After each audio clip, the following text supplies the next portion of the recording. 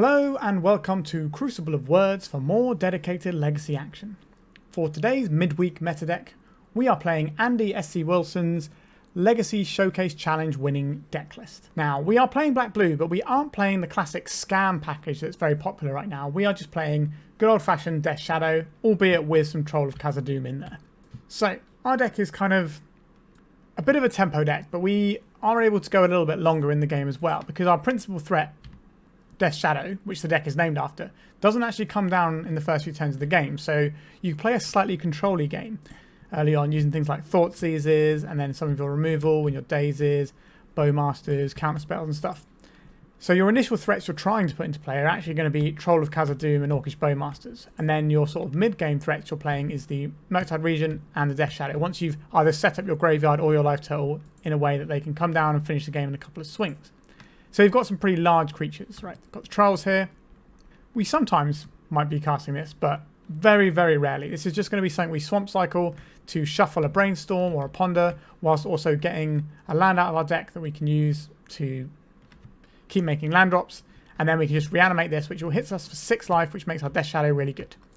So that's kind of the plan here. So we do have Thoughtseize, and we can reanimate our opponent's creatures. We've got all the blue cantrips you'd suspect. We've got the Dazes and the Force of Wills, like any good tempo-ish deck. And we've got some removal here in terms of Dismember, Snuff Out, and Brazen Borrower. We do not have any fatal pushes in the list, which is interesting to me. And we are still running the Snuff Out, which is obviously great with Dimir Shadow, but not great when so many people are running black creatures right now. Nevertheless, this won the showcase, so it must be doing something right. Like, the core of this deck is just incredibly strong, so I can easily see how this would win an event. I think the black is arguably the strongest colour in Legacy right now.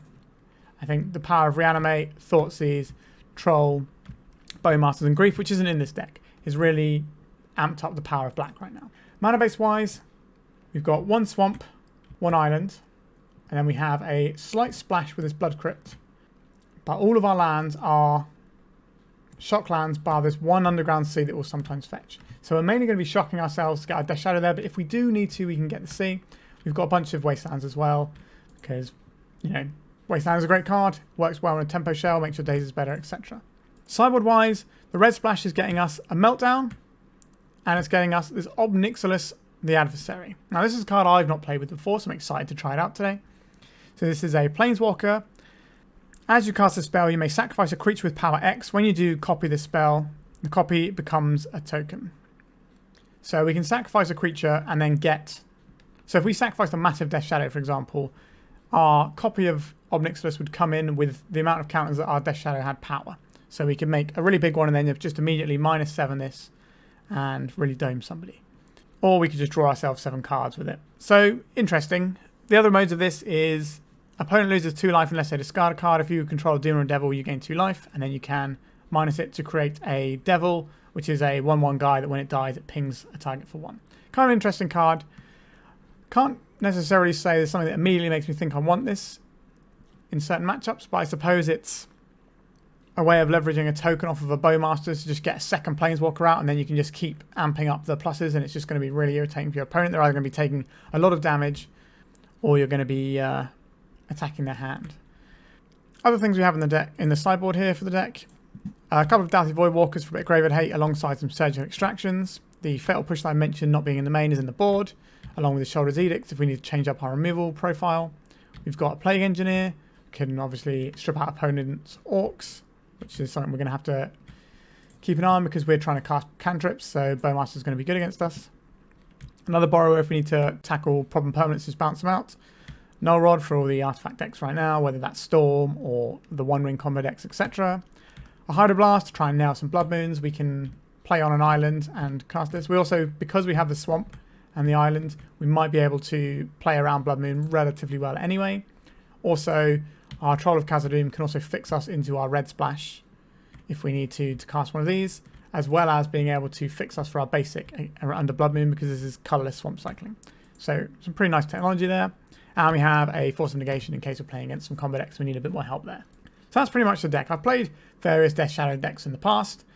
I'm a big fan of this sort of deck. I think it's very powerful right now. So let's just jump into it. Remember to like and subscribe. Check out Patreon, etc. Let's have some Legacy.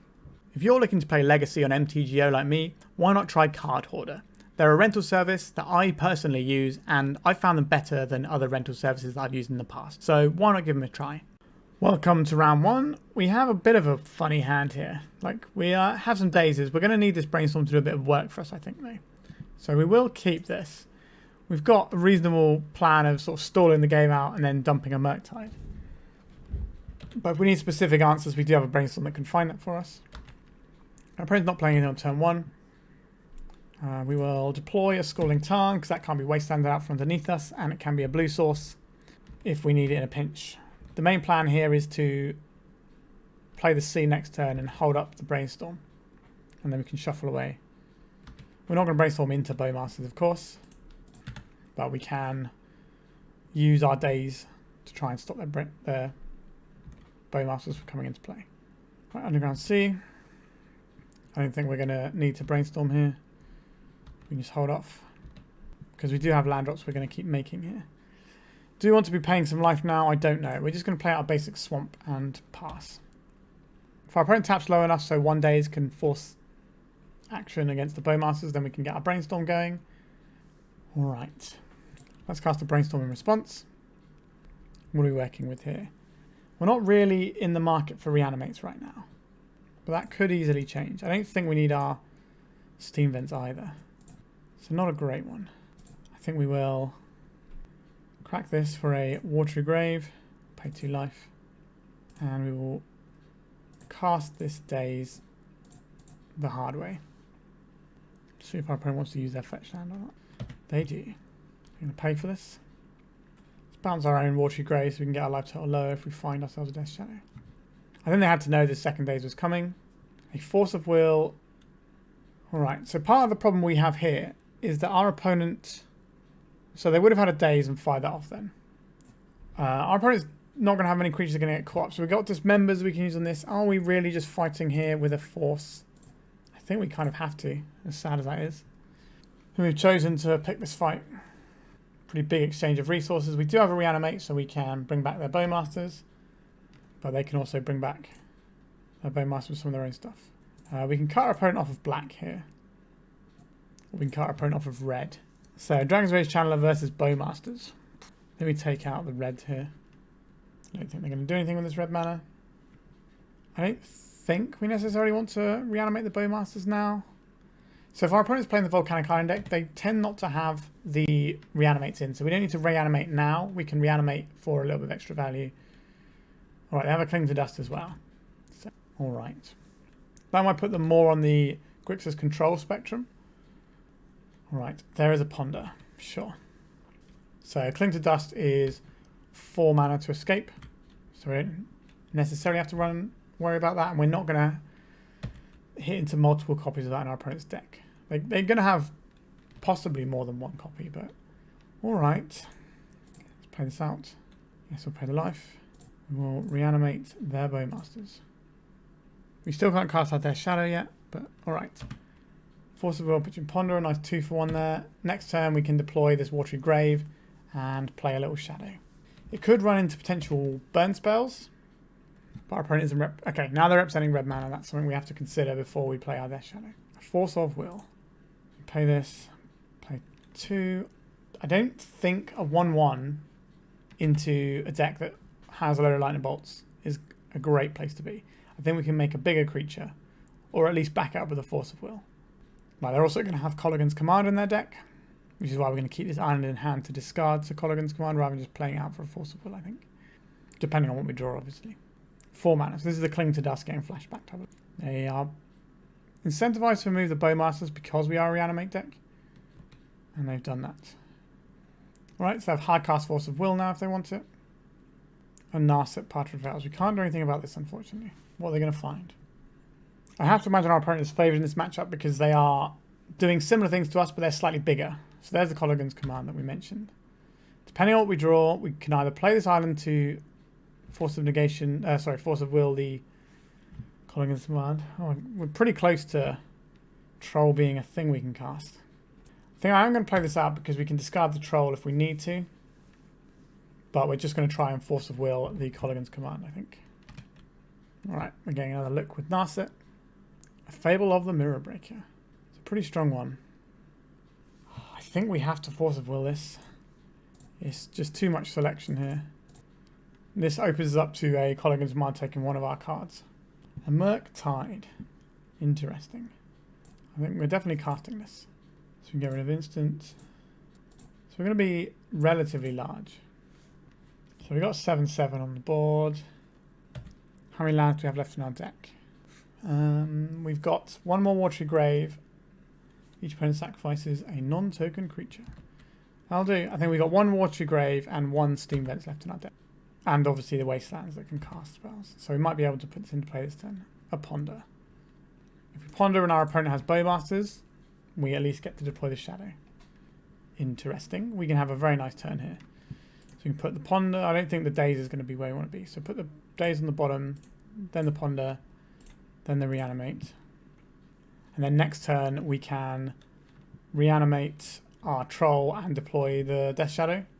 And it'll be large then. We do need to get through this turn cycle though. Obviously we couldn't draw a card off of it because of the Narset, but I think it's still right to cast it there. And the Bowmasters wouldn't trigger actually in that situation, would it? Alright, we're going to get Colligan's Commanded. If we do, we just get rid of this Troll. Okay, I think we're just going to get Cling to Dust flashbacked. Yep. This does make the Reanimate potentially awkward for us. But they're going to need to have 5 other cards in their graveyard. A Thoughtseize. Okay, I think they're going to take the Shadow here. But it could be the Troll. Right. Sheoldred the Apocalypse. That is apocalyptic levels of bad for us. That does change what we want to do here. It's going to lose some life here. And we can Reanimate our Death Shadow. So this will be a 4/4. And we have a Ponder on top of our library. We can decide what we want to do with it in a second. Whether or not we want to cycle this Troll or have the Ponder. I think we might end up cycling the Troll at this point. Things have changed now they've played a big threat. So if they attack us, then our creature is going to be very large. Right, we'll take it. What's that? Yeah, so we are on 1 life after this Colligan's Command. Okay. I think we have to cycle this because the Ponder's not going to cut it here. And go and get this Watery Grave. Okay, so they're just going to kill us with a Lightning Bolt. Okay.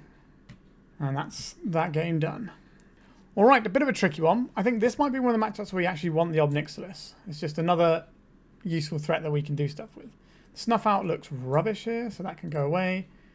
I don't think we want to... I think the Hydroblast is going to be useful when they've got Fable. And they've got enough basics, so they could be on some sort of Blood Moon shenanigans. Don't really want to get jammed up by that. Dauthi Voidwalker is going to be nice. It's just another threat. We're going to have to be going relatively threat heavy here. And we don't necessarily need the Dismembers. We still want our Hand Disruption. How useful is Borrower? I think it's less useful than these threats we have here. I am somewhat interested in the Plague Engineer and the Sheoldred's Edict and potentially Fatal Pushes. Are we playing Force of Will here against their Pyroblast deck? I don't think so. I think we just play the black cards. I don't want to trade 2 for 1 into the deck that's designed to play that game where they're just exchanging resources and gassing up. We don't have the same way of gassing up. Daze is fine because at least it's a 1 for 1, but it's going to obviously lose its usefulness as the game goes on. There is an argument for bringing in Brazen Borrowers, but I think on the play we're going to keep the Dazes in for now. We could have Borrowers instead of Dazes. Just have more threats that we can deploy. Because that's kind of what it's going to boil down to. Our opponent's going to be trying to control our board and we need to threaten them. So what does our hand do? We have a Thoughtseize. We have double Wasteland. That gets us to Murktide Regent in a few turns. If we Thoughtseize a good creature, we can reanimate it. It's not spectacular, is it? I think I will keep it. But I'm not happy about it. So we know they've got Sheoldred in their deck. So that's a very, very good one to Thoughtseize out of our opponent's hand. Unearth. Narset, Ponder, Pyroblast, Red Blast. Alright, our Murktide looking pretty bad here. I think we take the Narset because that can sort of lock us out of all of our cantrips. They also have 2 basics right there. They are most likely going to cycle this Unearth, I would imagine. But our Murktide is just going to eat a red blast at some point. And our Wastelands look useless against this 3-colour deck because they've just got basics in hand. They did not shuffle off their Ponder as well. I guess we'll play this and pay some life. I think it's whether or not our board is enough to finish our opponent's life off rather than what our life total is. Right, so there's the mountain. So it's Pyroblast to worry about. Our Wasteland's not doing anything. A Murktide Regent. Not really where we want to be right now. Are we playing out the Underground Sea or a Wasteland? I think it's probably the Underground Sea. We don't want them to know that we have these Wastelands available. And we're not going to be able to fire off 2 in 1 turn cycle because our opponent's got 2 basics. Alright. Troll of Khazad-dum. We're not a million miles away from casting this, as sad as that is. But we could just reanimate it now. But our opponent's got 3 unknown cards. And we know they're running... Yeah, I think we still do this. We know they're running the thing that smashes our graveyard around. Right, we'll get Watery Grave. We'll play Watery Grave. Pay 2 life. Get this guy on the road. Alright. It's a large gentleman. We can play a Murktide next turn, but it's going to involve some ugly Wasteland shenanigans. Oh, they just got another Lightning Bolt. Or a Snapcaster Mage. Maybe we've gone a bit too aggressive with our life total there. Okay, so they're going to Thoughtseize us to see what we're working with. Sorry, they're going to Surgical Extract our Thoughtseize to see what we're working with. I don't think they particularly care. Alright, yeah, we're just dead there. Sure. We're definitely a bit too aggressive with our life total there. We didn't have a Death Shadow in hand, so I don't think we needed to pay 2 life on the second one there. I think that was a bit foolish. But this matchup, I would 100% of the time want to be on the Grixis control side because they are doing similar things, but again, like I said, they can afford to trade resources and then just gas up with things like Narset that we don't really have an option for. Alright, we're 0-1. I don't think I played that one amazingly. I think we should have had a bit more life here and not be paying with the Watery Graves or playing out the Wastelands when we don't know how much life we're going to need later on. But let's carry on to round 2. This is a bit of a defensive hand. We have a Ponder to work with. I'm going to keep this. We have the option of leading out on an island as well, which is going to conceal what we are relatively well, and it's also not going to tip our hand with our sort of Death Shadow stuff. And also we don't know if we want to be paying life just yet. Alright, we're looking for threats here. We definitely want to cast a Ponder this turn. Smooth things out. Okay, so we have potentially a threat, but I don't like it. I think we're just going to get any order in shuffle here. We're looking for things like Bowmasters to ease us into the mid-game, and we can deploy some of our bigger threats. So now we can do Brainstorm fetch land, so we can clean up our hand quite a bit here. A Brainstorm. Okay, we'll respond with a Brainstorm of our own. Since our opponents are shields down a little bit here.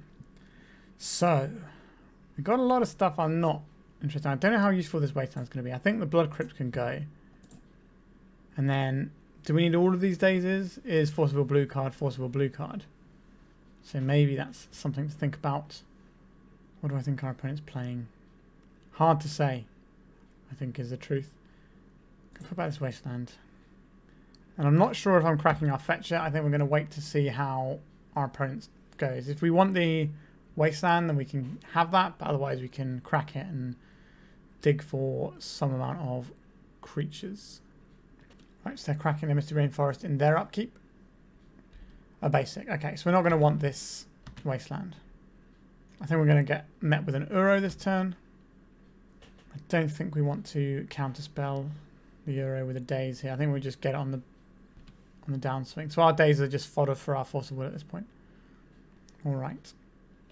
I imagine this matchup might be a little bit tricky too, because they are a slightly bigger controller deck. I don't think we want the Wasteland now. Let's crack this, and I think we'll get a Watery Grave, and we'll pay 2 life. So we don't know how much mana we're going to want available to us this turn. Alright, let's go for a Thoughtseize here. I figure we're going to want black mana this turn anyway. So the One Ring, Force of Will, Ponder, Plow. Yikes. Not great for us. I think we have to take the Force so we can actually get rid of these One Rings. And I think we are playing this tapped. We can get ourselves down to 13. plus Force of Will, so potentially we can get ourselves down to 11 if we need to. Our opponent's probably just going to slam a One Ring here. And we basically have to counter that because I think we just lose if it's in play. Okay, so just going for an arrow here. We could actually snag this with a Daze. Let's give that a go. I was not expecting these Dazes to get a lot of value. It means if we draw another blue card, we at least get to do something. Another Troll of Khazad-dum. Not really where I want it to be. Let's play this one tapped. We're going to see here. Ponder. Yep, that's fine. They didn't shuffle their library and they got a land, and I think we're going to see the One Ring here. A Teferi. Well, if we don't counter this, we're not countering anything else ever again. So I think the Daze has had its use now, and we're looking for a blue card to go with our Force of Will. And when all's said and done, we're just going to end up with...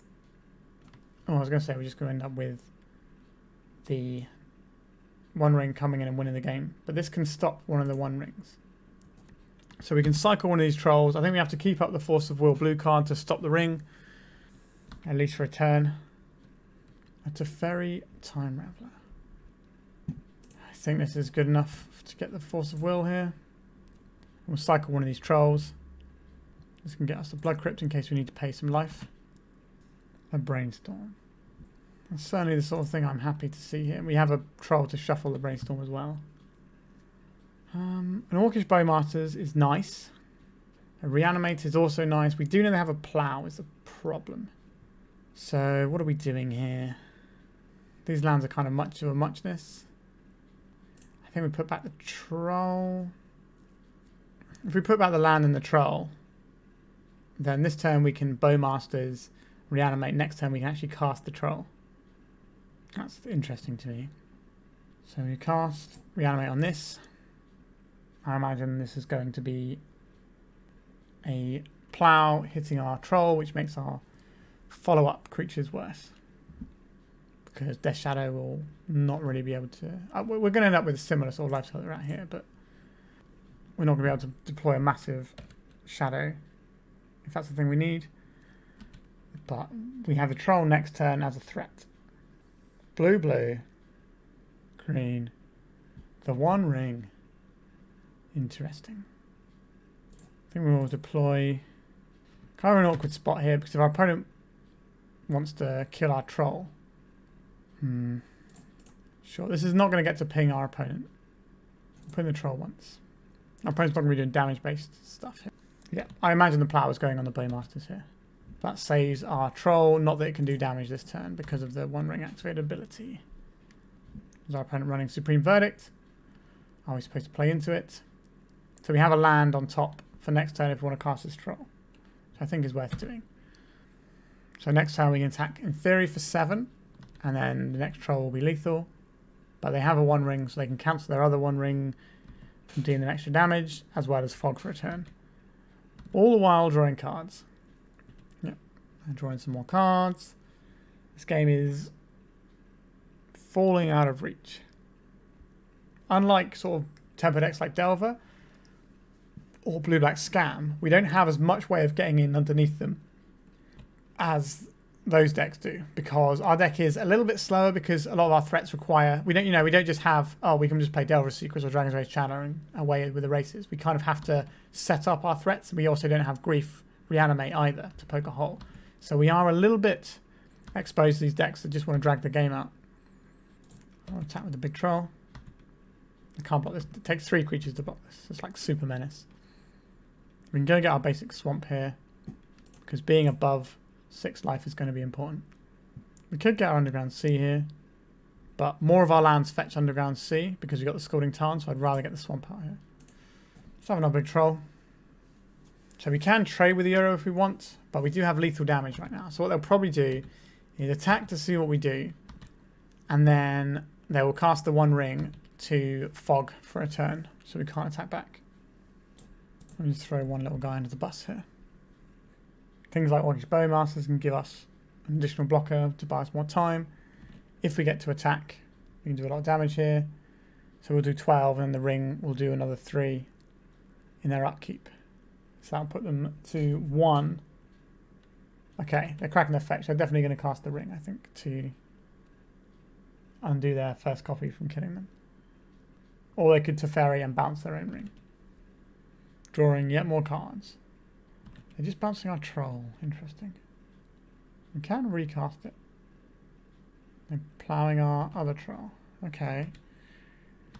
Gonna be tough to beat this. Our opponent is discarding 3 cards due to hand size. That's how many cards they've drawn this turn. Yikes. Dismember's not really going to help here. Like, they've already seen the troll, so we may as well get a little bit more information if they play any other cards here. But I think we are done here. I'm just trying to see if there's anything a bit spicy in our opponent's deck that they want to play to destroy our troll, or if they're going to discard more cards, we get to see a few more extra bits and pieces. But it's going to be a tough one. Yeah, just casual drawing 4 cards. And another one. I think we just let this hit us for now. There's a Brainstorm. Have to imagine our opponent can answer our troll. Now, we know they've got a backup. Well, they discarded the 1 ring, actually. 2 copies of it. So I don't think they have that. They're just relying on the Uro to gain them 3 life a turn, which is pretty sound. They can always redeploy the other Uro if they need another burst of 3. Because at the moment they're taking 1 a turn if they don't tap their ring ever again due to the Euro. Right, Supreme Verdict. So it did show us the verdict. I wasn't sure if they'd have that. That's good. So that suggests to me that they're not on the... Surely they've got to be on the Delighted Halfling. Alright, so here's the Euro. Yeah. Okay, I've had enough of this one. That's fine. Wonder if they are on the Delighted Halfling or not. Interesting.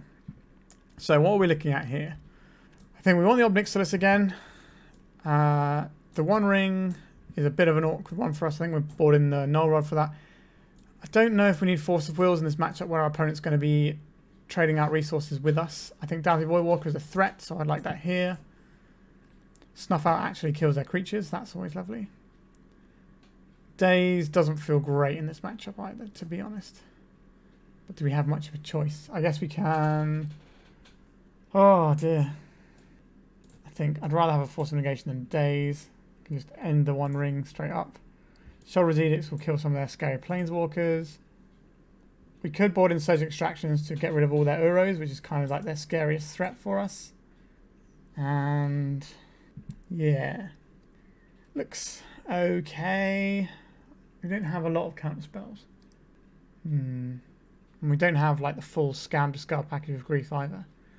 Alright, I think we're going to rely on Orcish Bowmasters to do a bit of work here. This is an unkeepable hand, it's got no mana sources. This one we can keep. We've got a turn to play. We've got a Murktide down for later. I think we get rid of this Steam Vents. And I think we have to play this Polluted Delta because these decks sometimes run Wasteland in them. And we need to make sure we get our Dauthi Voidwalker online. They usually have Life from the Loam and Wasteland in them. So we can play out a fetch and dodge that. It means we have to take... Depending on what land we want to get, we might take more damage in this next turn. Alright, so we're definitely taking 2 for this. I don't think Highlight Turtle is going to matter that much here. I think I'm going to get a Watery Grave and pay. So we want to cast black here, and also we have a blue spell that we want to cast. So that's why we're going for these lands rather than trying to get the red for a card that isn't even in our hand yet.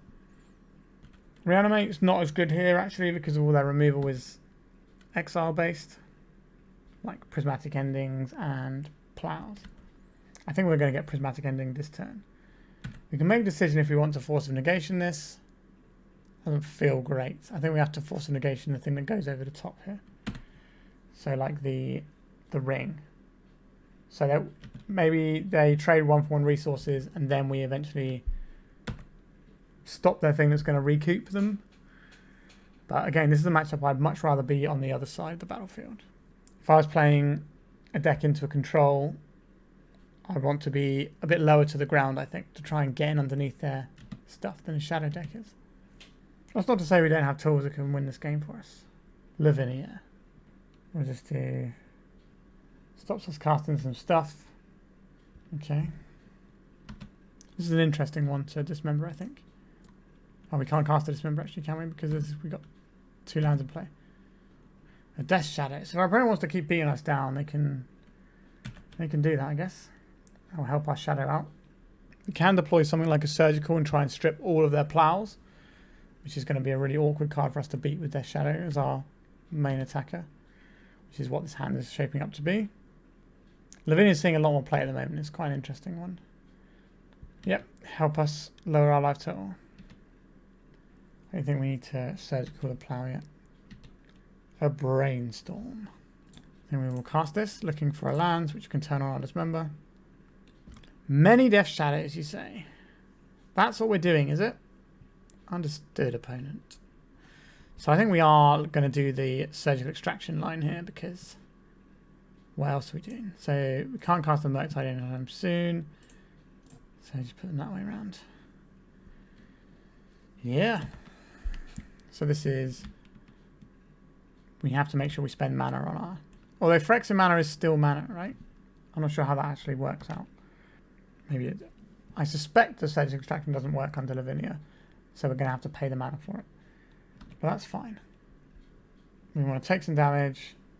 Surgical Extract their plows, because obviously Death Shadows are not going to win us the game.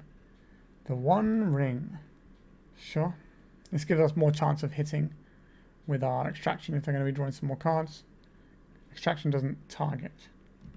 Well, it does target, but it targets a card in their graveyard, not the player. Yep, attack me some more. I guess we can do this after our opponent draws some more cards with the One Ring, actually. Alright, let's go for another Brainstorm and see if we can dig a little deeper. A Bowmasters, that's a card that does stuff, isn't it? I think we'll put the spells we can't cast on top of our library.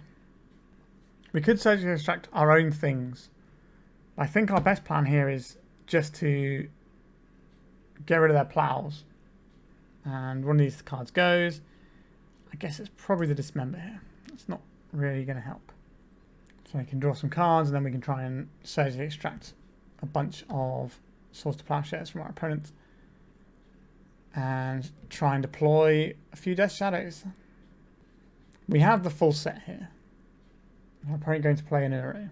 No. Mind over matter. Discard a card and we tap, untap, target. Oh, so they're going to draw that whole deck here. That's pretty cool. That's very cool. Wowzers trousers. We are so dramatically outclassed in this game.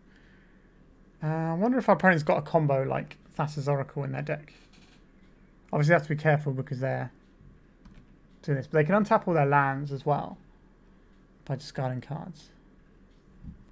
Okay, let's have a look at our opponent's deck. At least because I'm curious. Let's see what we have here. Force of Wills, Endurance, Lavinia, Jace, Wielder of Mysteries. They do have a little combo going on here. That's pretty nice. And they should be able to execute it this turn. I believe. Right, let's F6. So they can discard a card, untap their One Ring, draw cards. They can keep doing this. And then they can discard a bunch of cards to untap all their lands. And annihilate us. Pretty good. We've just been dramatically outclassed this game. Yeah, this combo won't take that long to execute either because they're drawing such large chunks of their deck. So they're going to draw this. They need to find the Jace here, really. Yep, so they're untapping a blue source. Untapping a blue source. Untapping a blue source. Here's the Jace. Yeah. That'll do it. That's a pretty good one. Right, we're into round 3 now. Still trying to find a win to put on the board. We have powerful Bowmasters action here. We also have a Troll to fix our mana. I'm relatively happy with where we sit. We've also got a Force of Will. I will keep this hand. Let's see what flavour of opponent we have right now. Is there going to be more control? Oh, I suspect not. Shatterskull Smashing and pass. I would be remiss not to Wasteland this straight away. Let's see if we can just strand our opponent's hand. Our Bowmasters unlikely to be amazing in this matchup. I'm expecting our opponent to be like a mono red prison. But there's possibilities that there's something else. A Chromox. I think we're going to try and counterspell the payoff since we have one counterspell here. We could keep attacking their mana by hitting this Chromox, but I think it's better off just to try and get the payoff if there is one. This could be a Chalice. We can beat Chalice here. Our hand doesn't really care about Chalice. I'd rather stop the thing that beats us. So we can cast this Thoughtseize to try and power out our Murktide Regent earlier. But I think we're going to start on this swamp so we at least have a swamp underneath us in case of Blood Moon. I'm probably going to cycle for the Watery Grave here. No play from our opponents. Let's cycle this. Let's get a Watery Grave. Another Wasteland. I would like to get a threat into play first. I'll pay some life here and pass the turn. So if our opponent does something like a Trinisphere, we could maybe deploy a Bowmasters and then Wasteland them off of a land and leave them stuck under their own Trinisphere. Right, it looks like our opponent doesn't have a follow-up here. Might be looking at something like a Fury. Reanimate, we're not going to do much with that. Let's get rid of this. Then we're going to start casting spells to make our Murktide large when the time comes. So our opponent is very aware that we have a Murktide Regent in hand. If we can fire off this Force of Will, we can at least make a bigger Murktide Regent as well. And we should be able to outclass our opponent's creatures. They didn't do anything on 2 mana last time, and they've just drawn a land, so they shouldn't have any plays this turn. A Polluted Delta. Do we want to deploy a Murktide Regent right now? It will only be a 5/5. That's still pretty good, isn't it? It takes us off a Force of Will is the only issue. I think we kind of wait until we draw another blue card. And we will deploy this Bowmasters now to grow our one that's attacking just to get more damage.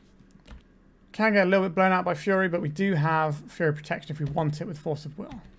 But if they're just evoking a Fury, I'm okay to just gas up with a Murktide, and we're going to draw a blue card at some point. There's a Fury. Are we keeping our Bowmasters in play, despite Bowmasters being pretty weak here? Or we can deploy a Murktide, which will be doing more damage than what we have in play right now. I think we just let these go. What do they pitch to this? A Blood Moon. Okay. That's fine. Another spell would be nice, just so, like another blue spell, so we can hold up Force of Will. Now we're in a bind. Are we playing this Murktide and going shields down on the Force? I think the Murktide is going to be big enough that's going to dodge their removal. So it's a 5/5, so it won't get killed by a Fury. Not that they're going to be hard casting a Fury anyway, so we're not going to have to worry about racing it either. Well, maybe not this turn, but possibly next turn. Fable or... Okay, a Fable, that's fine. I'd rather have a Murktide than stop our opponent having a Fable, I think. So I'm glad we made that decision, and we have the Force of Will next turn for any payoffs we need to hit. Let's go to attacks. Our best fetch lands in this deck are Polluted Delta, so we're going to keep this one and hold back the Scalding Tarn for later. Alright. So if we draw a Troll, we can play a Troll. But we're just holding up Force of Will with a 5/5 flyer in play. That should be good enough to win the game in this matchup. Pitching Squee and Blood Moon. They can replay Squee from the graveyard. As you said, it's basically got Escape 4. You exile 4 cards. 3 mana. What is this going to be? Nope. A Goblin Rabblemaster. We kill in 2 swings. I think we're just best off just saying no to this. So we'll get an Underground Sea. And this one does have to get us a land that hurts us. But that's okay. We don't have red spells in the main deck, so we'll just go and get ourselves Watery Grave. Pay some life. And we'll counter this spell. And that way, if our opponent plays a big threat next turn, it's still not going to be enough to kill us. And we should kill them before their Fable Mirror Breaker comes online. City of Traitors. I'm going to deploy another 3-drop here. It's another Fable. A Legion Warboss. I think we still race this. Thoughtseize, we're not casting that. Let's go to attacks. So this is 1, 2, 3, 4, 5, 6 damage coming our way. If they play a Rabblemaster, that only adds +1. If they play a Lalia, that's +3. So I think we're okay here. If they have a way of removing our Murktide, then we're in trouble. But usually the way of removing stuff here is Fury, Shatterskull Smashing, and just making it difficult to play in the first place with all their prison pieces. And they can't Shatterskull this one, right? 1, 2, 3. I suppose if they have a land, they can Shatterskull us. Because they can get a treasure off the Shaman token and play a land. And that'll be 1, 2, 3, 4, 5, 6, 7 mana. Which will be just enough to kill our Murktide. So let's hope that doesn't happen. Alright, they scooped it up. They did not draw the land there, or the Shatter Skull, or whatever they were missing. So I would like some Meltdowns to blow up some of their nasty stuff. A Force of Negation is probably good here. Hydroblast is going to be nice. Removal spells that hit their little goblins are pretty interesting to me as well. And obviously Plague Engineer naming Goblin is quite nice. So these things are all pretty useful. I don't think we want the Ob Nixilis here. I don't think we want the Null Rod. Do we want a Brazen Borrower? Potentially. Let's see what we're working with here. On the play, I don't really want Thoughtseize. On the draw, I don't want Thoughtseizes. And I don't think Daze is going to be very good either. And that's a pretty clean cut. 8, 9, 10, 11, 12, 13, 14, 15, 16, 17, 18 blue cards. Isn't the most. I wouldn't mind another blue card. But I don't really want to put a blue thing. Obviously, we can use this to bounce and then cast our spells.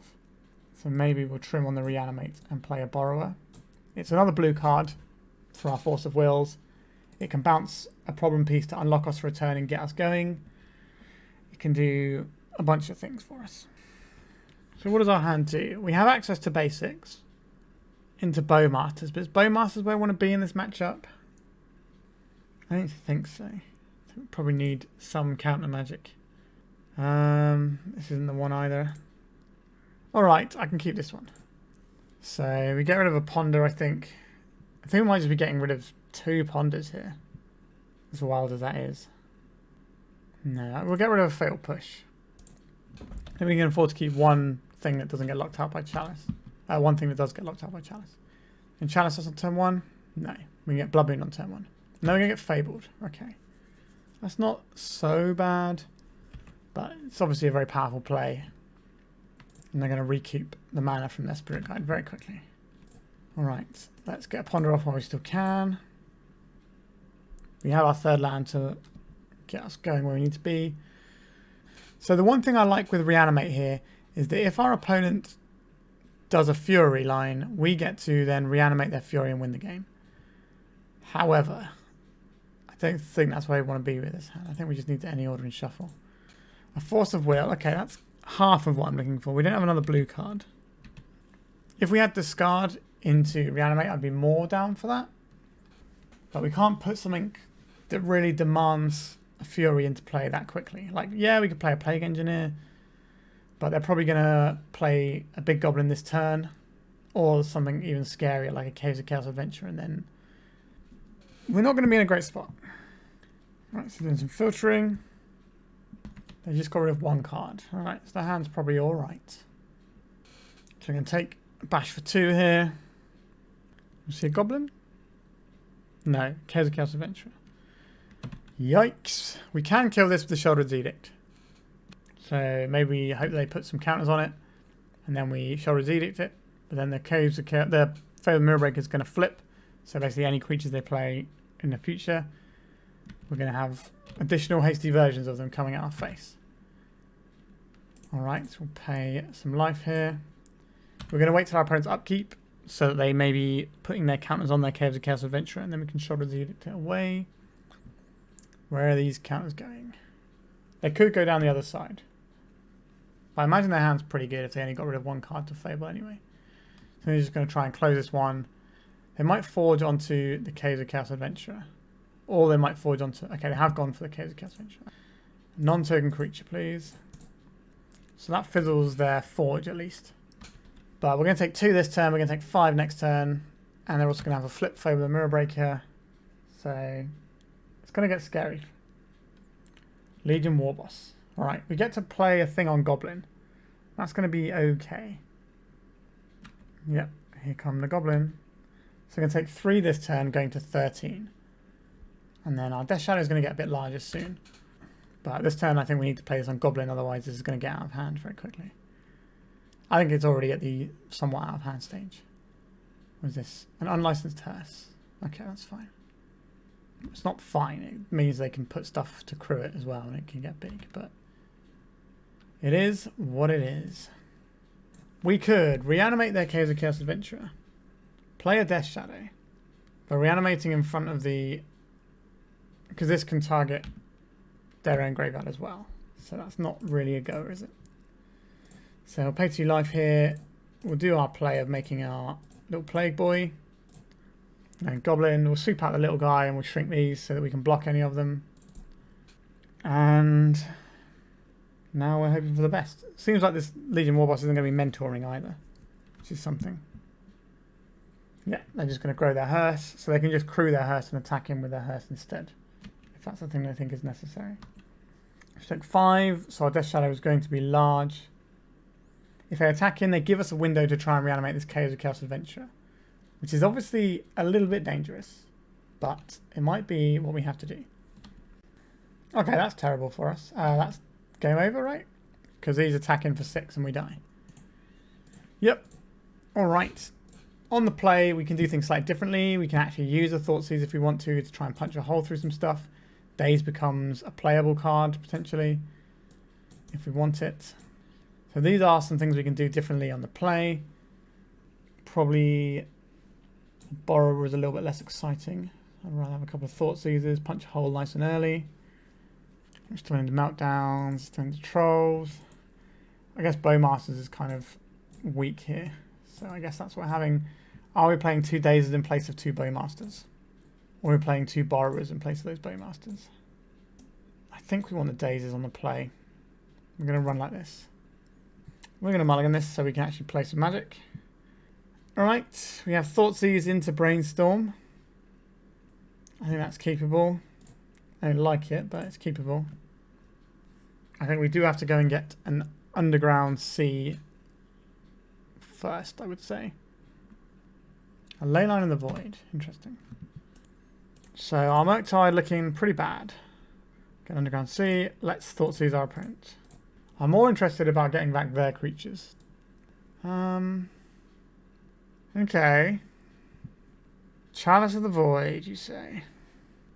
I think it has to be the Chalice that goes here. Which means we're looking at a turn 2 Goblin. So if we can find ourselves a fetch land, then I think we're in an okay place to be. Because we can Brainstorm away our horrible Murktide. And then shuffle with a fetch, Fatal Push their Goblin. Can't imagine this is coming in untapped. There we go. Unless they just drew a Chalice off the top. Right. Come on, Brainstorm. We got 2 bad cards that need to go away here. Find me a fetch land. Did not find me a fetch land. Interesting. Very interesting. Slash abysmal. Okay. So I guess we're not casting Fatal Push this turn. So we'll put back a Murktide and a push. And then we'll play this tapped. Alright. So we have a Force of Will pitching Murktide. So at least Murktide's going to be good for something here. And that can stem the tide of damage from this Rabblemaster. Because we don't have a clear way of killing the Rabblemaster just yet. Okay, Den of the Bugbear. I think we're still going to see Exile Syrian Spirit Guide. Yep, Rabblemaster. Say goodbye, Murktide. Should we have snuffed that out instead, maybe? I think maybe we're supposed to snuff that one out. So we know the top card of our library. We could try and Brainstorm now. I think we have to dig ourselves out of this hole we've created for ourselves. Yeah, I do think we're supposed to snuff out that Goblin. Yeah. So we bury the Murktide. Bury the Shadow. We can't cast anyway. Play out a Swamp. And pass. Yeah, so we snuffed out the Murktide. We'd be on 12 now. And we'd have a Force of Will up. That's not true. We'd be on 13. Because we paid 1 for the Force. Right, a Shadow Skull. We're going to play here. A Trinit Sphere. Okay, well we have 3 land. So there is that. We are somewhat in the doghouse. Alright, it's our opponent's turn. Play a Goblin that we can snuff out, please. An Unlicensed Hearse. That kind of fits in a very awkward spot with what we're doing right now. Hello, Murktide Regent. Okay, pass a turn. If they play a creature and animate the hearse, we have some choices available to us. We can push the hearse if it's a creature. Or we can immediately kill whatever they play. There's some options for us. But I'd be a lot happier if we had snuffed out that Rabblemaster. But There's no point thinking about that now because that's in the past. Alright. More removal isn't the worst, but we need to find something here. And if our opponent just jams a Caves of Chaos Adventurer, we're going to have an incredibly rough time. 3 mana. A Chalice on 1. That definitely has a bit of an impact on our hand. Death Shadow deck's famously pretty bad against the old Chalice of the Void. We do have Meltdowns though. Hello Daze. You have chosen a very interesting time to turn up. Where were you 1 turn ago? At least we can counter something like a Caves of Chaos Adventurer. Unless they play a Soul Land here. But the fact that we can't play our Death Shadow makes me not want to snuff things out as much. Okay. We have a fetch land. So we can hard cast Snuff Outs now. And we are heading towards Murktide mana, but I doubt we're going to get there. Meltdown would be lovely. Really tie the room together for us. Just sweep out everything and have a nice time. A Hydroblast. That is not helpful. Alright, we are playing draw. Okay, so we've drawn Meltdown now. That's good news. Let's crack this land first. Am I paying life here? That is an interesting question. I think we're either paying life or getting the island. I think it's probably get the island here. And we can go Meltdown where X is 3. Sweep out this Trinisphere, Hearse, and Chalice. And we're still holding up Daze and Snuff Out. And now we can deploy some of our threats. And I think we are in a good place now. Still a lot that can go wrong for us. Usually, I imagine our opponent has to have some amount of 4 drops or 5 drops. Alright, there's Exile of Spirit Guide there. A Chalice of the Void where X equals 1, and they have the mana to pay for a Daze. Okay. Our spot just got worse. Understood. Reanimate is not a castable Magic the Gathering card. We have a choice about what we're getting rid of here. I think we're going to get rid of a push because the blue cards can go into Force of Wills that we might find. And if we can bounce some, we might be able to get a nice... Oh, it's probably the Reanimate, I guess. Yeah, let's get rid of the Reanimate. It takes away a line of getting rid of their Chalice and reanimating their Fury, or Caves of Chaos Adventure. Fable of the Mirror Breaker. Say no to this. They got a Spirit Guide hanging around. They do have a Spirit Guide hanging around. Okay. That's terrible news for us. Actually, do we even have Brazen Borrowers in right now? We do not. Okay. A Troll of Khazad-dum. This can get us another mana source, if we would like one. I think that's probably worth doing. Thins our deck out a little bit. We can get a Watery Grave. I think we have to play this tapped. It stops us hard casting a Snuff Out. But that's the only piece of removal we have that works right now. And I don't want to spend it on a Goblin Shaman token right now. Yikes. Our opponent is taking us to task a little bit here. Really struggling to put wins on the board with this deck. Normally I have a pretty good time with Shadow. Not today. I think our matchups have been amazing. Like the control deck should be beating the Shadow deck most of the time. And I think this deck is interesting because they have some serious pieces that can ruin the game for us. Like Chalice and Trinisphere can really jam us up. But also sometimes Blood Moon can just really ruin it. Not so much now that we have Troll to get our black source. But it can still cause us issues. And they've got decent graveyard hate in Leyline and Hearse too. We are feeling the missing Bowmasters from our deck a little bit here. This is going to be a Fury. So we can choose to kill it now, or we can wait till our turn. Like if we're killing it now, it's going to cost us 4 life. Next turn we can pay 4 life or 4 mana, depending on what else we have going on. So it's basically free to wait. Troll of Khazad-dum. I think we are just going to hit this with regular old-fashioned mana. Do not want to get a Fury attacking us, because that will kill us in 2 swings. I think I'm going to hold this Troll. If we draw another land, then we're in with it. If we don't draw a land, we at least have a spell that might be able to do something. Although the Chalice is really cramping our style. If we can get rid of this Chalice, though, we can strip out their board relatively well, because we've got the 2 pushes and a Hydroblast. Right, they're just on Sin Spirit Beatdown, which I think is correct for where they're at in this game. Would love to draw that other Meltdown we have. A Brainstorm. It's not really the one, is it? Alright, I think we're passing again, and we're going to take 6 this turn, possibly more if our opponent has anything they can play, and then copy with Reflection. Okay, I'm just copying one of these, but this will give them more mana to work with. Yep, so this is half our life total. They also get a bunch of treasure, so they can make some large plays. And we are very dead on our next turn. Another Fable. So our opponent's got 5 attackers next turn. We're not running Toxic Deluge, so that's not going to help. Meltdown. We found the Meltdown. So we can melt down all of this. We got 4 attackers. Well, I think this turn definitely starts with melting down everything. What mana are we keeping up, is the question. If we keep up black, we can go Shadow, push, push. But we can't push this. So we can blast this and push. So I think we want to keep up the blue mana here. Oh, has our opponent got something to follow up with here? They might have Dead and Gone, so we're going to let this mana dissipate, and then we're going to go second main phase. Okay, so I think we start off with a Death Shadow. It's a large gentleman. Then I think we will Hydroblast this Reflection of Kiki-Jiki. And then we have to push one of these. So we're doing now, or do we want to hit one of the other? If they play another goblin, yeah, if they play one of the goblins that makes hasty goblins, we can't actually push that because of the mana we need. Awkward. We don't want them to know we have another push.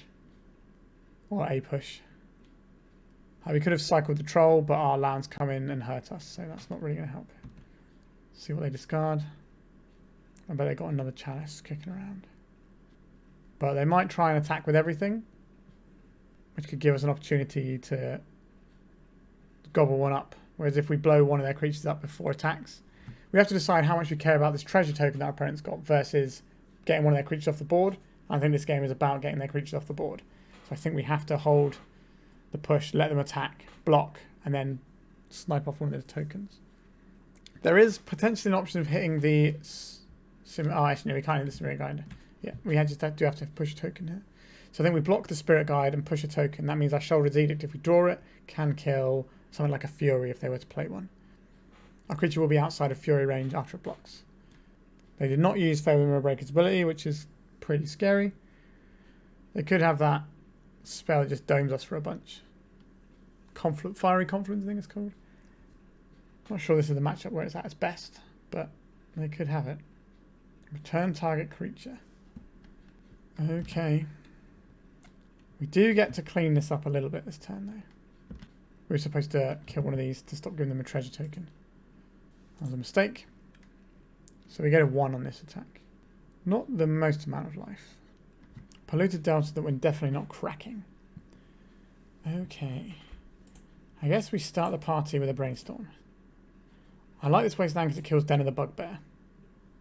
So then we put back a couple of lands. Play this Wasteland.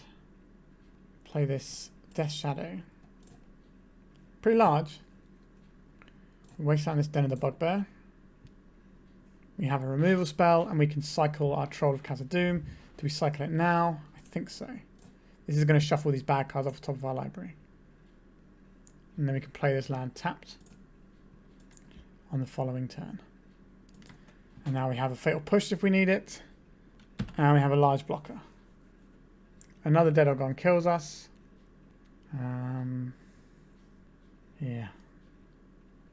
Fury does not kill us. One of the Hasty Goblin makers does kill us. Yeah, our opponent has a selection of cards that would be very bad news for us. Right, so this flips, which is the problem that we're going to have to worry about soon as well. We also can't attack with our Death Shadow if that's a thing we get to do. A Rabble Master. We can't beat that. Okay. Yeah, we kind of just got a bit undone there. We're 0-3. This is not great. So that matchup, we just got locked under a Chalice for ages, even though we got rid of the first one. So, a bit awkward. Did mulligan a bit we could have had Bowmasters as like a thing we could do early on, but it wouldn't have done an awful lot, is the problem there. I think we probably did want the Brazen Borrowers though. Right, let's go to round 4. Alright, we're into round 4. We've got a turn 2 Bowmasters, we've got some Brainstorm action. I think we can keep this. And we do have to lead out on a fetch land so that we can't get Wastelanded off of our turn 2 play. Then the Force of Will is going to get pitched to the other Force of Will, if our opponent does something that requires it. Prismatic Vista. Okay, this feels like possibly a slower controller deck, which is, as we've seen, not really where we want to be. Play this Blood Crypt and pass. If our opponent fetches with their Prismatic Vista, I'm inclined to crack our Scalding Tarn in response. Let's play some life. Let's get a Bowmasters down here. So at the very least, this might make them crack their Prismatic Vista beforehand, which could ruin their Brainstorm. Will I defend this? I think I will defend it from a plow here. The upside here is just so vast. And this is probably a matchup where we need to win the game quickly, because I imagine our opponent's going to have the inevitability in this game, being the big control that they are. But we can just go and bap our opponent. There is also an option of pointing some of these at ourselves so that we can lower our life total. But I don't think we're at that stage just yet. Okay, so I think we can Brainstorm here. I don't think our opponent's going to be playing many big creatures here, so we can get rid of this Dismember. Our opponent's not really showing us Wastelandy stuff, so we can Wasteland, but if they do have to play one, then we can at least do something about that. Let's attack. So this is like a quite tempo-y start that we're going to have here, which is what we need, I think, to beat these control decks. We can't outgrind them. Alright, so let's make another big guy. Our opponent can't cast Supreme Verdict this next coming turn. Plow on our 4/4, that'll also kill our 2/2. Terrible for us. Terrible outcome. Source to Plowshare decks, very good against Death Shadow. At least our Bowmasters did not get hit by a plow. I can jam them up a little bit. Blue, get rid of Force of Will, Brainstorm, and all of our other things. This is going to be a 5/5. So not a small creature. This is going to be a basic island and a good old-fashioned counterspell. No. Okay. We need a white source here to Verdict. But we could just rely on having a 1/1 in play in this matchup. I don't mind this. I'd rather protect ourselves from the Swords to Plowshares or whatever. Ah, there it is. So we have a Daze that we can fire off here. Alright, they're scooping up. They're not actually dead here, but they're pretty close to it. That's more of what we need to do there. Just get ahead of them, because obviously if we start trading resources as the game goes on, it's going to favour our opponents. So I suspect our opponent probably has red cards in their deck. These decks usually splash Pyroblast out the sideboard. I'm into Ob Nixilis. Kind of into Dauthi Voidwalker. And I think Sheoldred's Edict is interesting here. More interesting to me than having these Snuff Outs and these Dismembers. I don't think we want all these forces. I'm into a Brazen Borrower over a Force. And I'd rather have a Negation than a Force of Will. Actually, the Dazes look pretty suspect here as well. I'm going to be able to play around them quite easily. Right, let's go up to 3 forces.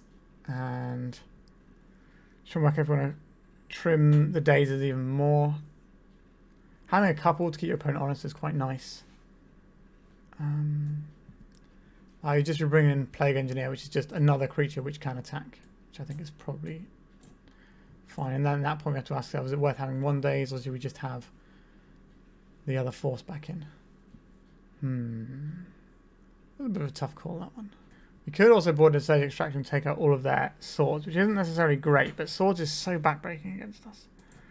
No, I think we'll have a Force. The Daze is on the play, on the draw, aren't we? We want to be.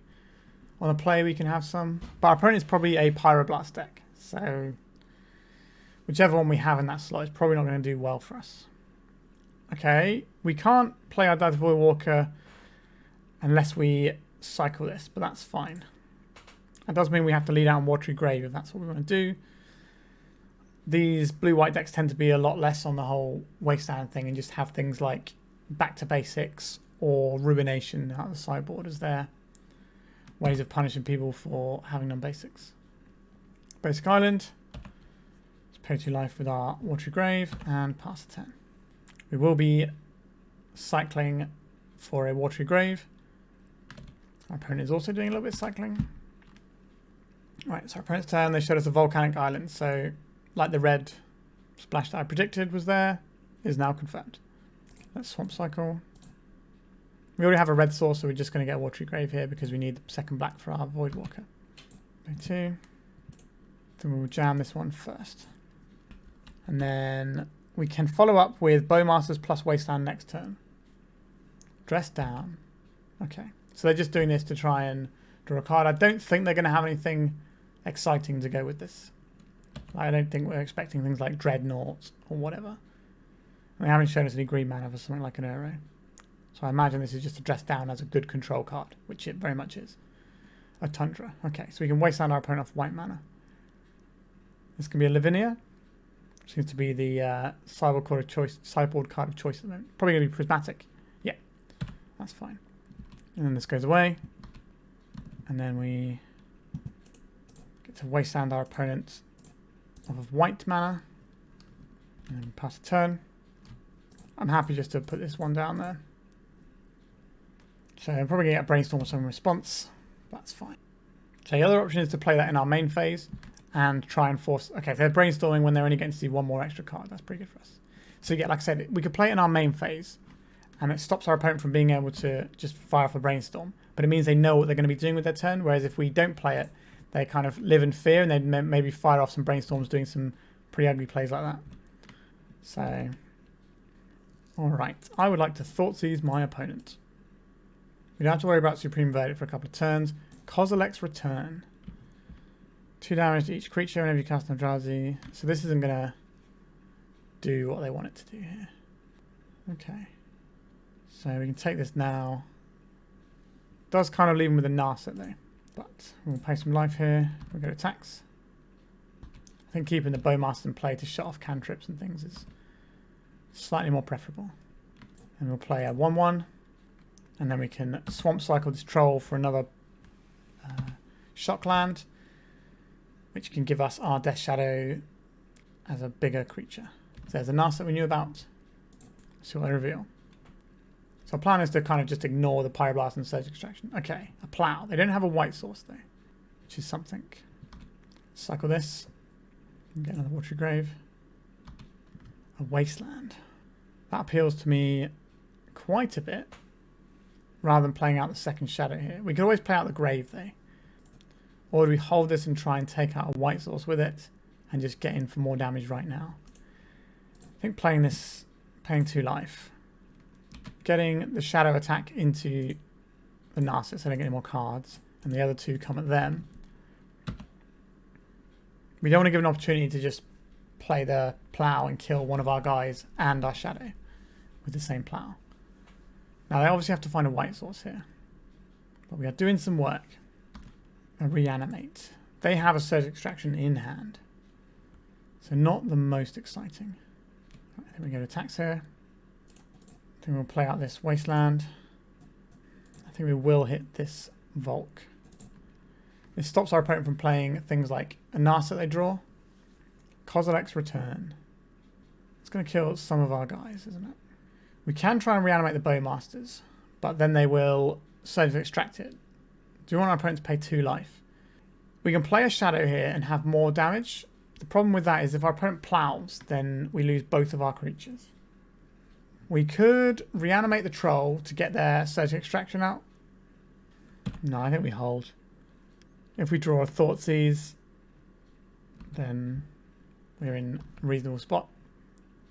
We just keep our opponent down from being able to cast stuff. Right, so just doing the Bowmasters right now. That means that our Reanimate on the Troll will be lethal next turn if they don't have a white source right now. It's an awkward one, you can't really do it in the draw step. Okay, they just want to make sure that their Brainstorm resolved. That's pretty understandable. So looking for a white source here to cast their Plow. They found one. Okay. I imagine the Pyroblast has probably gone back at this point. So we lose our Shadow here. Oh, they got an Ending. So they have a plow saved up as well. That's pretty ugly for us. So what are we supposed to do now? If we reanimate a troll, they put us on a really high life total, which is going to be awkward. If we reanimate... yeah, we just have the troll, right? They don't have anything for us to get. Yeah, so we can reanimate the troll, or we could play a shadow. I think we just play the shadow out. We'll keep these cards in hand for the purposes of Brainstorm. This is a 2-turn clock. Because if we get the troll back and they plow the troll, then our life total is too high to deploy the shadow. So we make them go through the shadow first, and then they have to go through the troll. It's just a cleaner way of playing those cards. Let's Thoughtseize our opponent. This will shut off fetch lands if they don't kill our shadow. Yep, so there's a plow we were expecting. Narset Parter of Veils and a Supreme Verdict. Interesting. They would need a second white source for the Supreme Verdict. Narset does dig them more. Let me take the Narset here and go for the troll. Do we dodge the white source? We did not dodge the white source. Okay. That's a little bit awkward. We can't cast any other reanimates now. At least not on those guys, and we don't have any other guys, so.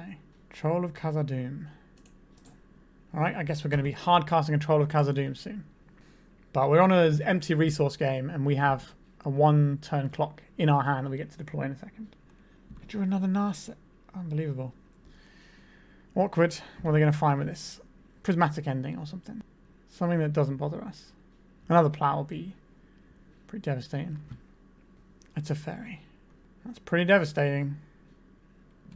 Wasteland that doesn't work here. Let's cast this. So the next turn cycle is just going to be our opponent bouncing this, drawing a card, and then also drawing another card with their Narset. I wonder if we take the Supreme Verdict instead of the Narset to win that game. Maybe. Here comes its fairy. Up you go, troll. And a ponder. Here comes a troll. Once again. I don't think we need this Wasteland. I'd rather have an additional card to put back with the Brainstorm in a bit. Can they answer this? They can't Prismatic Ending it. How many plows have we gone through? Just the one. Okay. Brainstorm. It did find another plow.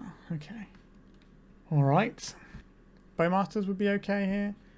A Force of Will that we can't cast because of the Teferi. Maybe we should have Thoughtseized the Supreme Verdict. Yep, Teferi plussing. They've given us something to Wasteland if we want to, but I think it's probably better as a... Obviously we can't Brainstorm with this around, but... An Ob Nixilis, you say? That's an interesting one.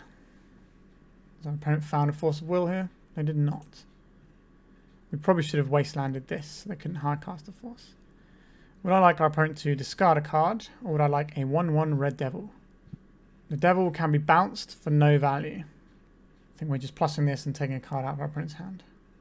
I don't know if we want... Because we have so much mana, I don't know if we want to be doing this Sheoldred's Edict. I think we want to wait, because they might redeploy another Narset, so we can actually get a better Narset here. Because if we draw some sort of cantrip, then by all means we'll Sheoldred's Edict away, expecting them to get rid of the Narset. Ponder, they shuffled. They're plussing their Teferi. They would need a red source to cast a Prismatic Ending on our Ob Nixilis. They are island cycling this instead of drawing 3 cards with it. But I guess that's getting them the red source. No, they just got an island. That's very interesting to me. I Thoughtseize. I'm happy to see what our opponent's doing over here.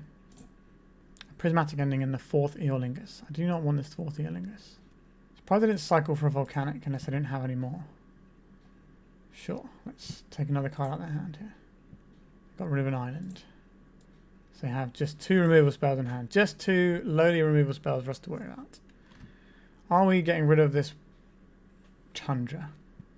Or is it something we want to Brainstorm back? I think... I don't really want them to get a Lorien Revealed going. Okay, we already have a Force of Will to put back. Let's get rid of this Tundra. And... we're trying to dodge the red source. They clearly don't have any more volcanic islands in their deck. They probably just have a basic mountain.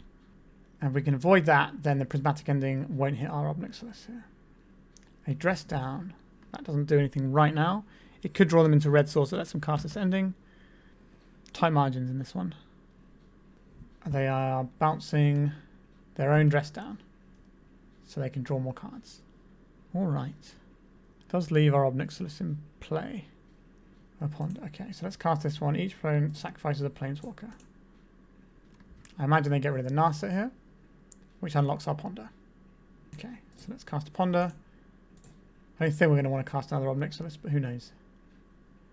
A Thoughtseize and a Brazen Borrower.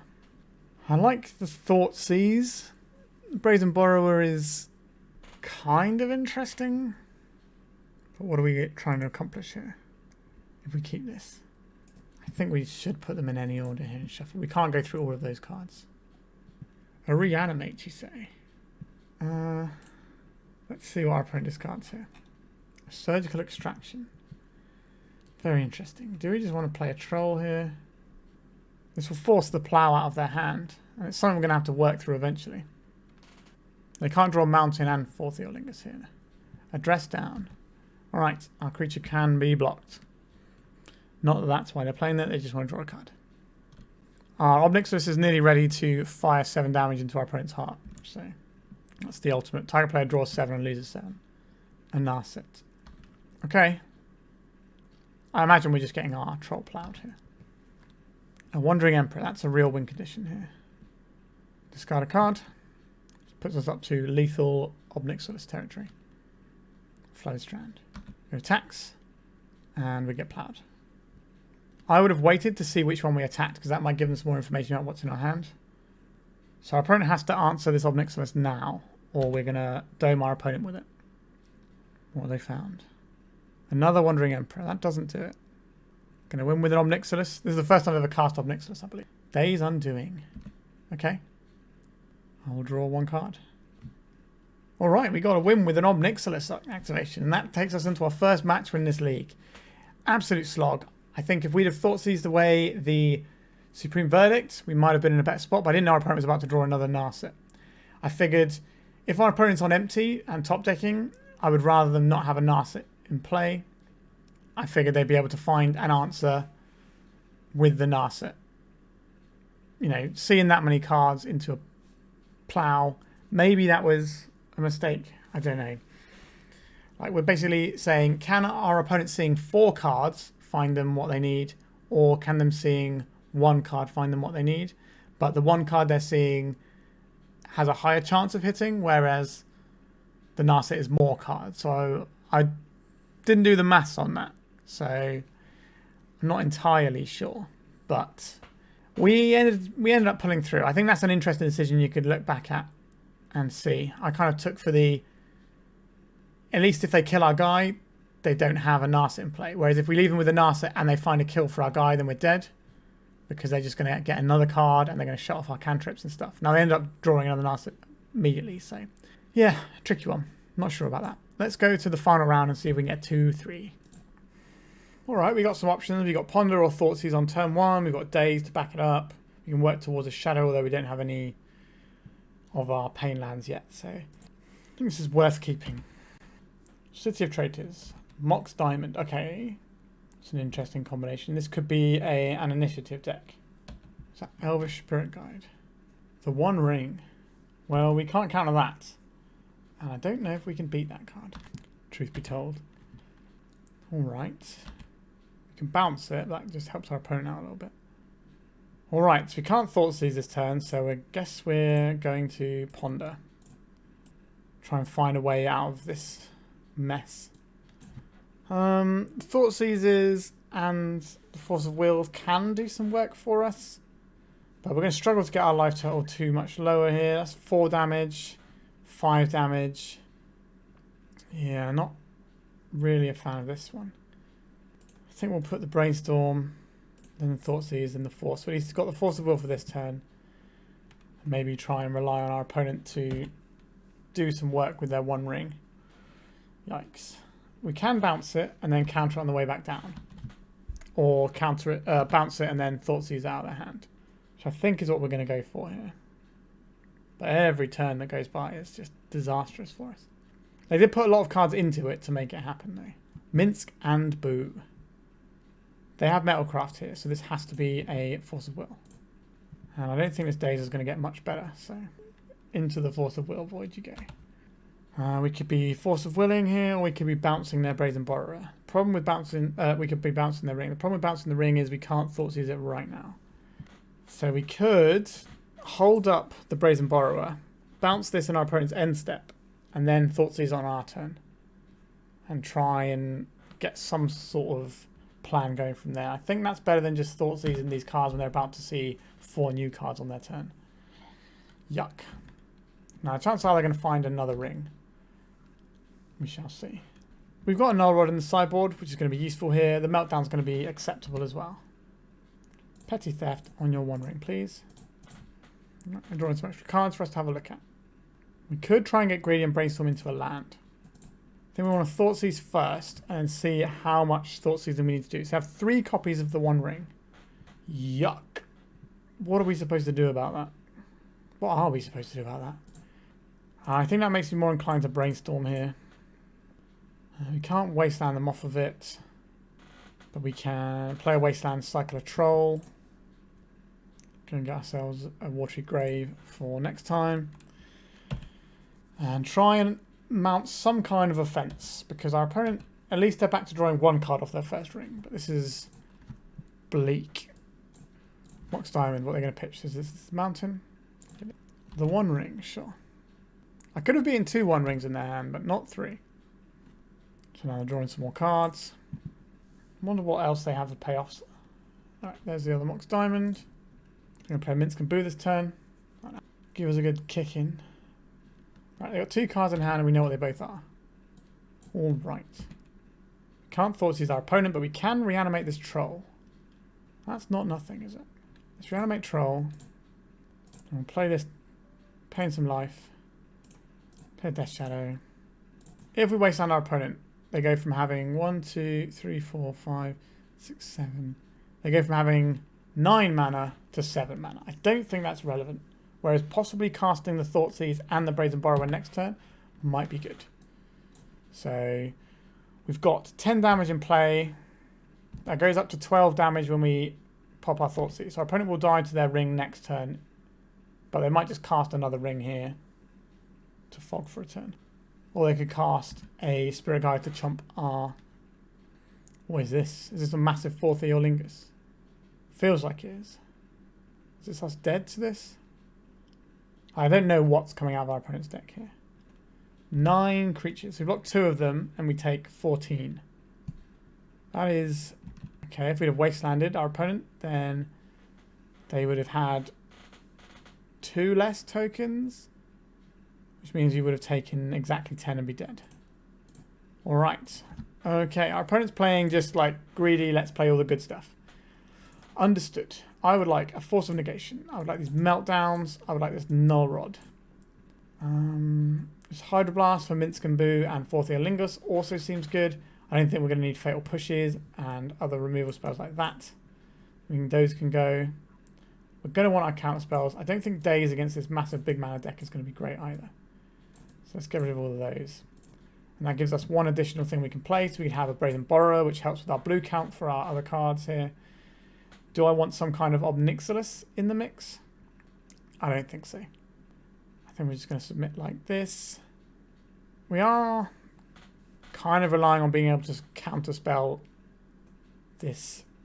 I think we probably want the Sheoldred's Edict over the Snuff Out because this can at least kill a Minsk and Boo. I think that's probably fine. We could play some sort of Dauthi Voidwalker strategy where we Thoughtseize and put something cool under it, like one of their big plays. I think we're better off just going for this. So we have a Force of Will, that means we can't use our Ponder.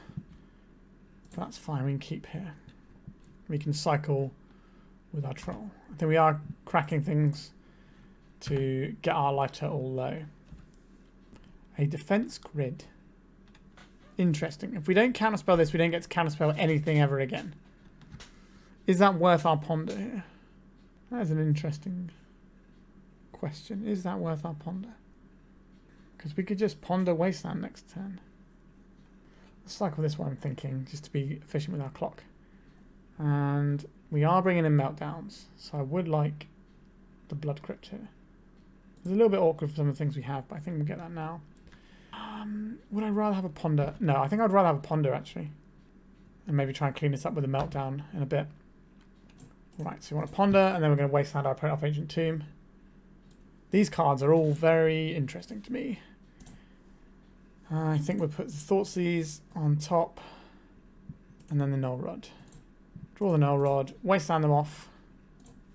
We can Wasteland them again next turn if we want to, or we can just deploy this Null Rod. Prismatic Vista. Okay.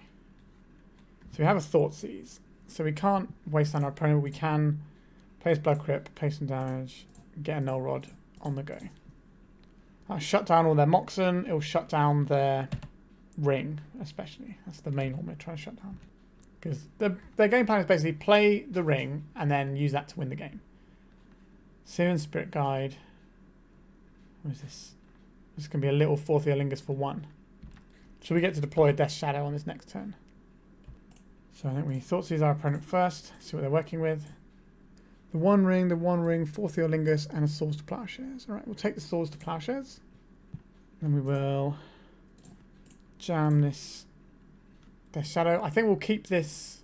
We can keep this in our hand, or we can cycle it. Yeah, if we cycle our Troll this turn, we get the ability to. I guess we could have kept this in hand, cycled off of this, and then played that land to do our Death Shadow, and then we can have enough cards to play a Murktide Regent. But yeah, that's our plan. Right, we can take 2 here from the Night Token if they want to. They drew another Plough straight off the top. Okay. Not a fan of that one. Just cycle this now. Can get a Watery Grave, Underground Sea. We're going to pivot to Underground Sea here. We don't have a Death Shadow immediately. We want to keep our life total high enough in case we reanimate a Troll. Okay. So, place one out. How big is this going to be? Blue, blue. Thoughtseize, Ponder, Polluted Delta, Wasteland, and one of the Trolls. A 5/5. We don't really want to melt down away this defense grid now. We've drawn a Null Rod, which is kind of awkward. But we can Brazen Borrower it if we think that's going to be important. But we can get the Monarch off of our opponent this turn. Unless they've drawn a 3rd copy of Swords to Plowshares. No. Okay, so now it's our turn. They're not going to be able to cast spells under their own defense grid. Let's see what our opponent is working with over there. Another 4th Eolingus is the scariest thing over there, so we'll take that.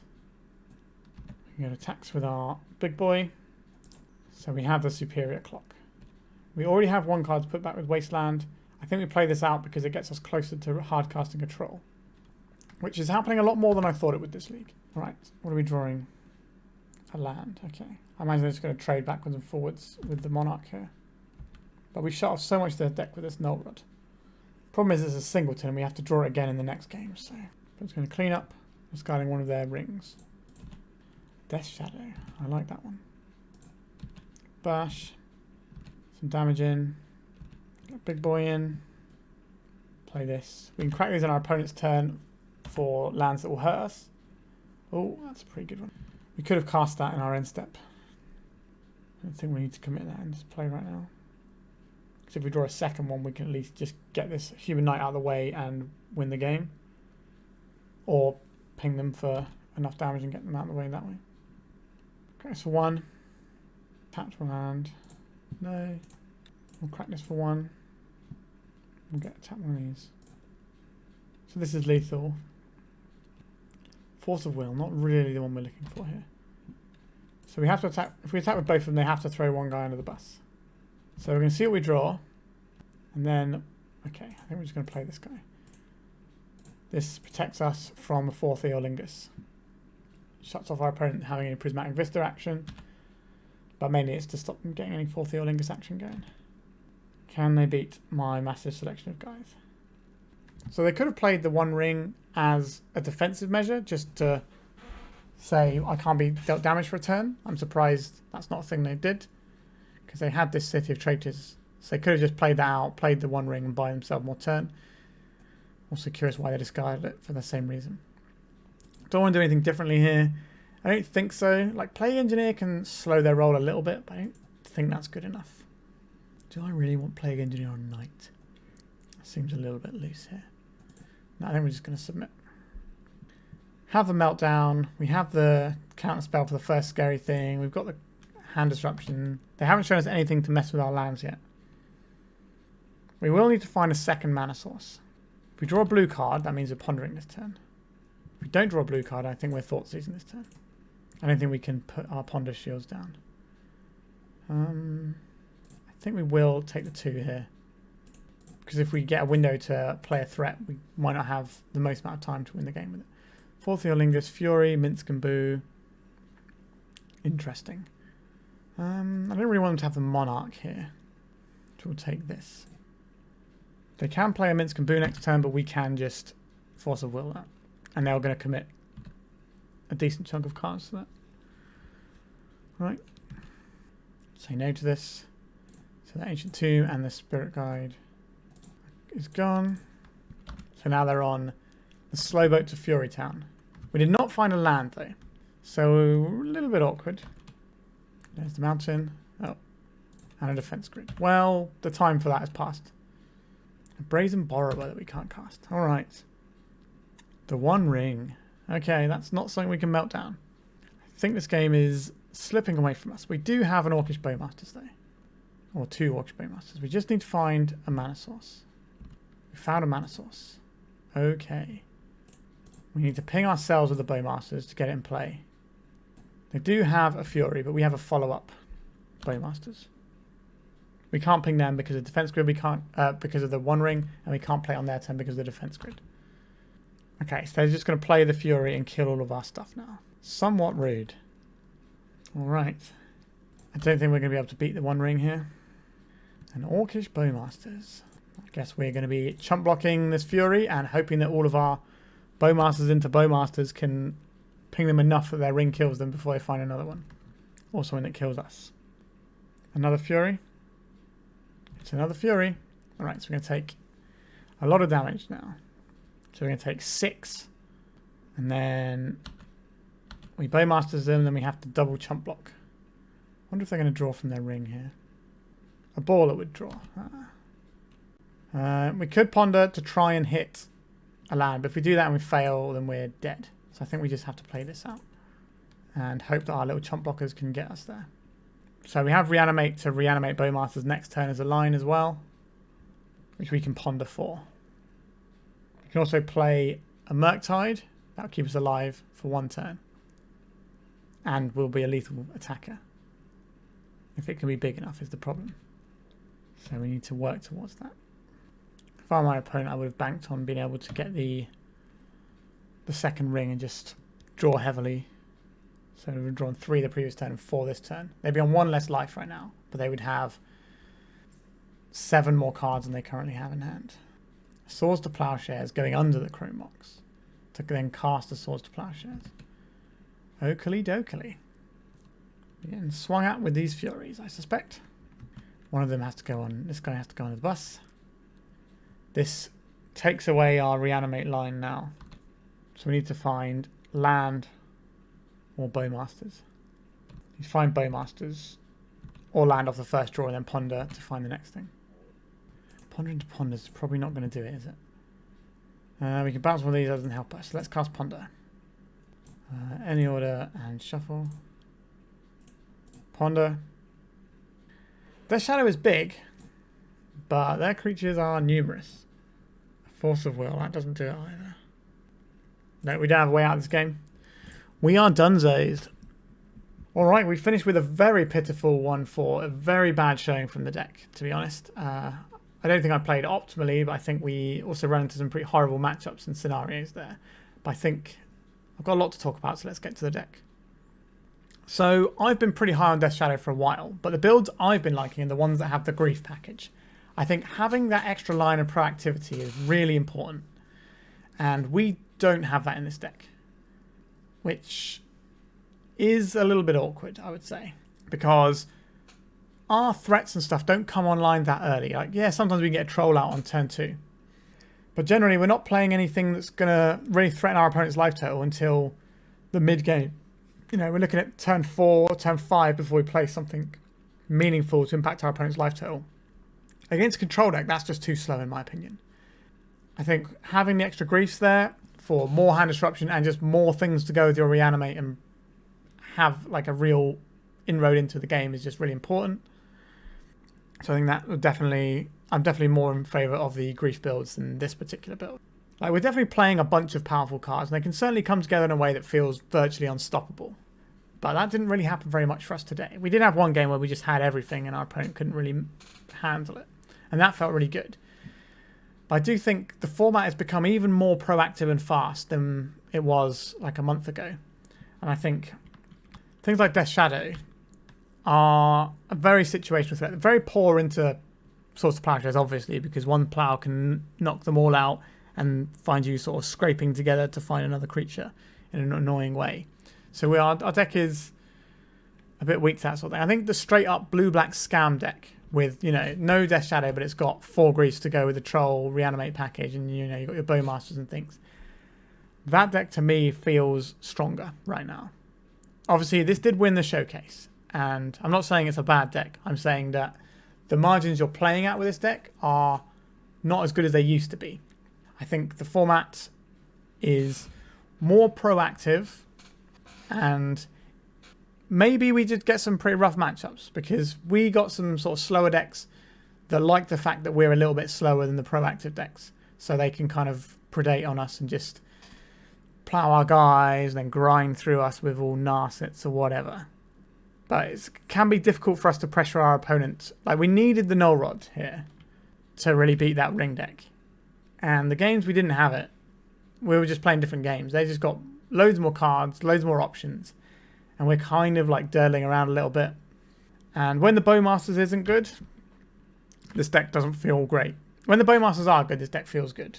But I think in matchups where the Bowmasters feels a little bit awkward or not so good, then you kind of really don't have a lot of threat base. Because your opponent can more or less ignore the Bowmasters and then only care about like your Shadow or your Troll. Or I guess your Murktide as well. But all those creatures require work. We're working very hard for our threats. I think decks like Grixis Delver, they don't work very hard for their threats. They play a turn 1 threat that can be attack for 3 on turn 2. And then they can hold up permission around it and just beat down. And before people were playing Blue-Black Scam, I think Shadow was in a better spot because we had... Well, I think we were the best Scam deck in terms of like the Death Shadow Grief builds. I think they were just the best Scam builds until they sort of evolved a little bit now, and there's a few other Scam decks floating around. I think Easy Money Marksman, very, very good tempo player. They've really pioneered the Blue-Black Scam and absolutely been crushing leagues with it. And they've sort of shown how powerful that is. I do think that's kind of pushing Death Shadow to the side. It's just too easy of a card to deal with now. I'm not really a fan of it. Now, yeah, we did get jammed up today. We fought against a Chalice deck where we finally got rid of their Chalice and they immediately played another one. That was a bit awkward. We got jammed into 2 control decks early on that kind of have all the perfect tools to deal with us. You know, they have their own Bowmasters. They have more removal. They play a slower game, but we're not fast enough to go under them reliably every game. They have like answers for the graveyard as well. It just felt like our deck lined up very poorly against what we were playing against today, which is sometimes going to be what happens. I don't think it means the deck's bad, but I think it means the deck is quite vulnerable to certain things that can attack. I think if I was playing this deck against some of the Grixis Tempo-y decks, I would probably be in a much happier spot than the matchups we played today, or if we're playing against some more of the combo decks. But then again, I'm thinking, why would I play this over Blue-Black Scam when I think Blue-Black Scam has similar matchups but better, more or less across the board? What I would do is I would play, if I wanted to play Shadow, I'd play Shadow with Griefs in it. So usually the Grief builds tend to have 1 less Troll. I think sometimes they only have 3 Reanimates. And that's 2 spaces for Grief. I'm trying to think what else they cut for them. Maybe some section of this. Maybe the Borrower goes. But the Grief builds do just feel really solid to me. I think Grief is one of the most powerful things you can do in Legacy right now. And you've certainly seen me play it on the channel. I think the shell of Troll, Bowmasters, Reanimate, Grief is the best thing you can do in Legacy. And we're not doing all of those things. We're doing 3 of those things, even though the 4th one is in our colours. Nevertheless, I think this deck is good, and I think Death Shadow is a good deck. I just don't necessarily think it's the optimal blue-black deck, and I don't think this configuration is the optimal, but I can certainly see how it can win a challenge. We are playing just a bunch of good cards, and especially if you crank out a lot of games with this, you're going to get some pretty good percentages where you sort of know how much life you're paying for each matchup and when you need to go into it. I think we did pay too much life in the Grixis control matchup. Now, I think we would lose for not paying the life as well, but I think we did be a bit too aggressive with our life total there. And someone who's played this deck more would have a better idea. When I used to play Death Shadow back in the day, it was a Delver deck. So you had your Delvers, you did all your normal Delvery stuff, and you also had Tarmogoyf as well. And then Death Shadow was like another creature you had that was massive. But you weren't having to build up to it immediately, or you could put pressure on so your life total wasn't under threat because your opponent was taking the damage, and it's safer because you know you've got a threat being down. And that's a very different deck to what we're playing here. That was a proper tempo deck. This deck kind of is a bit mid-rangey because we're trying to set up our threats in terms of Troll, Murktide, and Death Shadow. Also, the Grease can help power out the Murktide by putting more cards in your yard, which is another thing I like here too. Sideboard-wise, the Ob Nixilis came in clutch for us in one matchup, but that was mainly because our opponent couldn't find a red source to Prismatic Ending. If they found a Prismatic Vista at any point to just end this, then I think that game was done. But we did manage to get there with that one. It was very tight. But yeah, this deck is not what I would choose to play.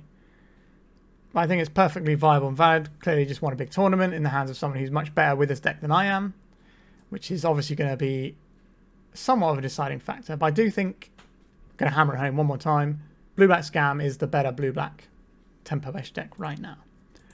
All right. I think we are done here, so thank you very much for watching. Like, comment, subscribe, check out the Patreon, drop me a message if you want to do some sort of donation deck, or message me on Discord, all that sort of fun stuff. All right, I am done for now, so good night and goodbye.